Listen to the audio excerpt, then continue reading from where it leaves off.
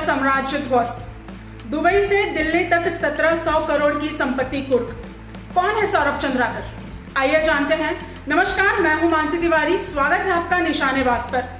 रायपुर से सामने आए महादेव सट्टा ऐप मामले में प्रवर्तन निदेशालय यानी ईडी की बड़ी कार्रवाई ने एक बार फिर देश भर में चर्चा छेड़ दी है। इस पूरे मामले में मुख्य आरोपी सौरभ चंद्राकर की करीब 1700 करोड़ रुपए की संपत्तियां अटैच की गई हैं।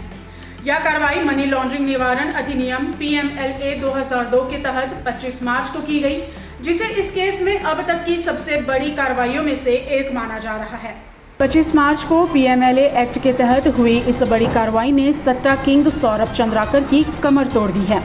जांच एजेंसी ने कुल 20 अचल प्रॉपर्टीज को अपने कब्जे में लिया है, जिनमें से 18 अकेले दुबई के सबसे महंगे इलाकों में स्थित है।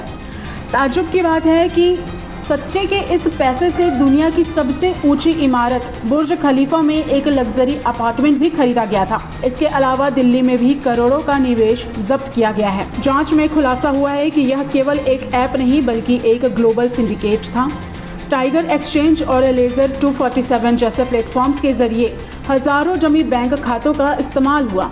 आम लोगों के दस्तावेजों का दुरुपयोग कर पैसे का हवाला और क्रिप्टो की मदद से विदेश भेजा गया।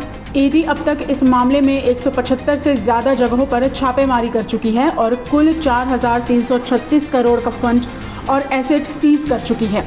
सौरभ चंद्राकर, रवि उत्पल और शुभम सोनी जैसे आरोपियों के खिलाफ अब भगोड़ा आर्थिक अपराधी अधिनियम के तहत शिकंजा कसा जा रहा है। कानूनी प्रक्रिया शुरू होने के बाद अब उनकी विदेशी मिल्कियत को पूरी तरह जब्त करना अब और भी आसान हो जाएगा।